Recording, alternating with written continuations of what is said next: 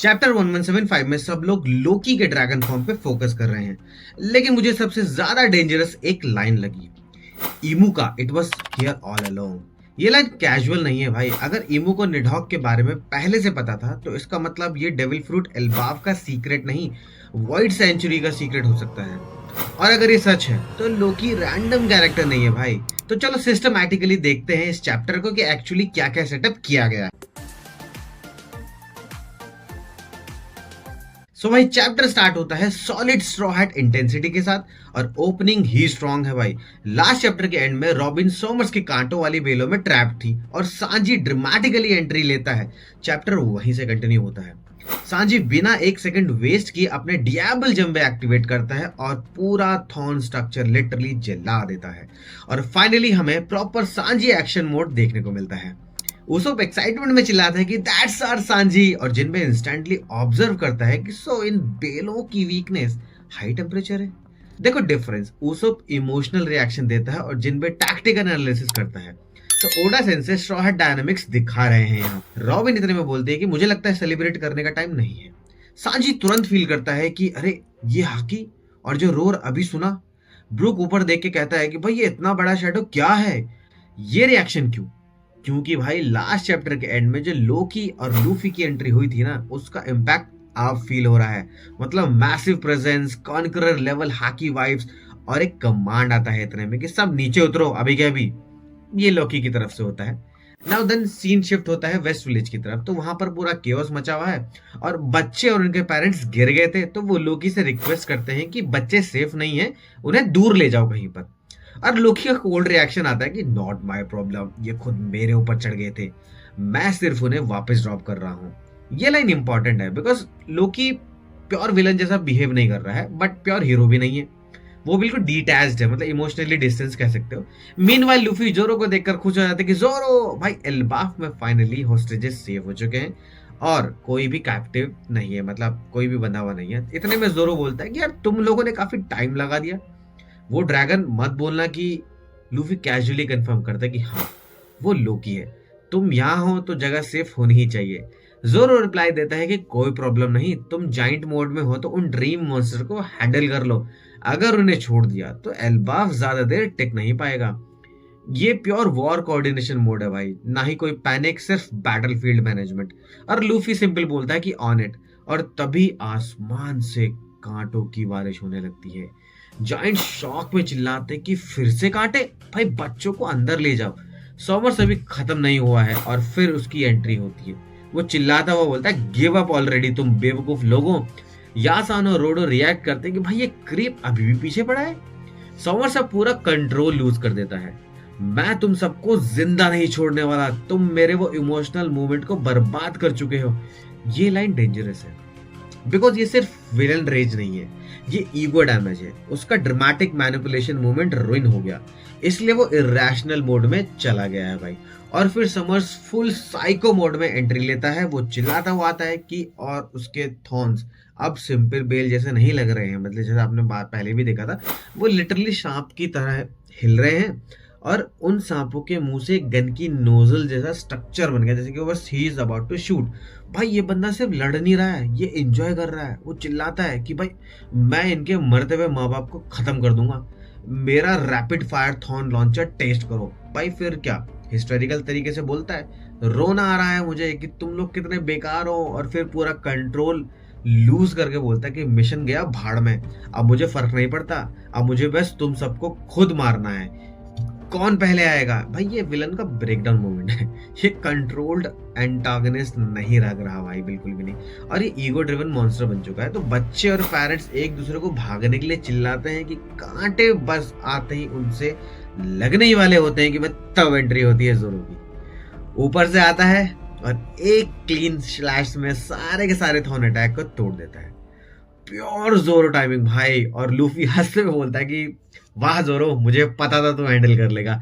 और ये सिर्फ कॉम्प्लीमेंट नहीं है, ट्रस्ट लेवल है जो देख रहे हो भाई तुम जोरो एंड लूफी के बीच का। शमस शौक में चिल्लाता है कि भाई ये क्या, ये किसने किया। और तब लूफी आसमान में जंप करता है, लाइटनिंग को लिटरली हाथ से पकड़ लेता है और चिल्लाता है जोरो वो मेरे क्रू का मेंबर है और ये बात कभी मत भूलना।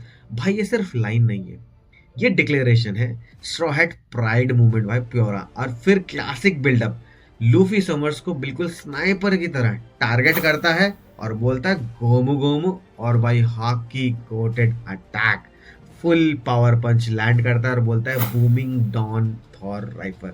इसमें क्या होता है कि लाइटनिंग डायरेक्ट समर्स पे गिरती है, उसको इलेक्ट्रिक के झटके लगते हैं, उसकी सारी बेलें टूट जाती है और समर्स लिटरली फ्राई हो जाता है और जाइंट्स खुश हो जाते हैं और बोलते हैं कि आखिरकार हमें उसका व्हाइट फॉर्म देखने को मिला, मतलब लूफी का, कि भाई ये बिल्कुल नीका जैसा लग रहा है।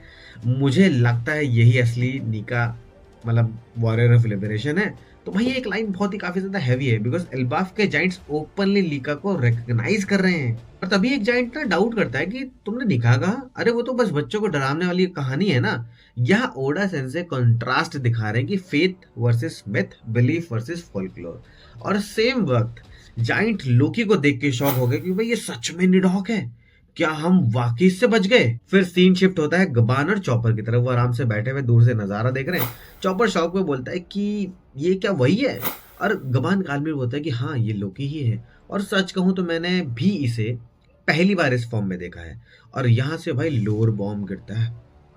फ्लैशबैक, यंग लोकी डेविल फ्रूट खाने जाने वाला होता है ना, जब हैरल्ड से उसकी लड़ाई होने वाली थी, तब जारुल गबान और शैंक्स को एक्सप्लेन करता है कि एल्बाफ का नेशनल ट्रेजर एक फॉरबिडन डेविल फ्रूट है, माइथोलॉजिकल ड्रैगन फ्रूट, जिसका मॉडल है निडाओ। जारुल डिटेल में बताता है कि जो भी ये फ्रूट खाता है वो दुनिया का सबसे बड़ा ड्रैगन बन सकता है। और सबसे इंपॉर्टेंट बात, ड्रैगन का साइज डिपेंड करता है फ्रूट खाने वाले के पहले वाले साइज पे, वो कितना बड़ा था। मतलब सिंपल लॉजिक कि भाई अगर इंसान खाए तो बड़ा ड्रैगन बनेगा, जाइंट खाए तो और बड़ा, और एंशिएंट जाइंट खाए तो स्केल आप इमेजिन ही नहीं कर सकते। तो जारुल क्लियरली बोलता है कि एंशिएंट जाइंट प्लस ये फ्रूट कॉम्बिनेशन ही इसका असली पोटेंशियल अनलॉक कर सकता है। और भाई डिस्क्रिप्शन सुनो, ये ड्रैगन लाइटनिंग ब्रीथ करता है और जब उड़ता है तो उसके काले बॉडी दिन को रात में बदल देते हैं, मतलब पूरा आसमान ढक लेते हैं। ये कैजुअल पावर नहीं है, डिजास्टर लेवल डिस्क्रिप्शन है भाई। शैंक्स पूछता भी है कि तो इसलिए इस फ्रूट को छुपाया गया था क्या, कि इतनी ज्यादा पावर की वजह से। जारुल रिप्लाई करता है कि नहीं, इसे बस प्रोटेक्ट किया गया था हैमर गार्डियन ग्रागनीर के थ्रू। और फिर भाई जारुल लीजेंड एक्सप्लेन करना कंटिन्यू करता है कि वो कहता है कि एल्बाफ में एक पुरानी कहानी है, एक गॉड ऑफ वार की, जिसने रैग्नियर के साथ मिलकर लड़ाई लड़ी थी। और सिर्फ लड़ाई नहीं लड़ी, कहते हैं कि वो एक जाइंट ड्रैगन के फॉर्म में था और उसने सन गॉड के साथ टक्कर ली थी। सन गॉड, भाई समझ रहे हो ना सन गॉड कौन है, नीका। और आज के टाइमलाइन में लूफी वही है। जारुल आगे बढ़ता है और बताता है कि उस गॉड ऑफ वार के साथ एक लॉयल पार्टनर भी था, आइस स्क्वायरल राटाट स्क्वायर। ठीक है, ये डिटेल रैंडम नहीं है, ओडा सेंसे जब मैथोलॉजिकल यूज करते हैं तो भाई वो सिंबॉलिक होता है।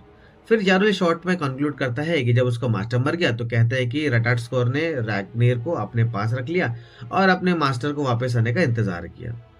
रागनीर बोलता मतलब उस डेविल फ्रूट को वापस रख लिया, रागनीर और रटाट स्कोर तो एक ही है। तो लीजेंड यही खत्म होती है। फिर फ्लैशबैक में वापस आते हैं तो गबान अपने दिमाग में सोच रहा होता है कि लेकिन लगता है कि रागनीर अब फ्रूट की पावर को गार्ड नहीं कर रहा है। It finally made it's choice और इट चोज लोकी। भाई ये लाइन हैवी है, बिकॉज फ्रूट ने लोकी को चूज किया, अपने रागनीर ने लोकी को चूज किया। मतलब सिर्फ पावर ग्रैब नहीं भाई, डेस्टिनी वाली पूरी वाइब आ रही कि मतलब इट वाज ऑल डेस्टिनी लिखा था भाई उसके हाथ लगने।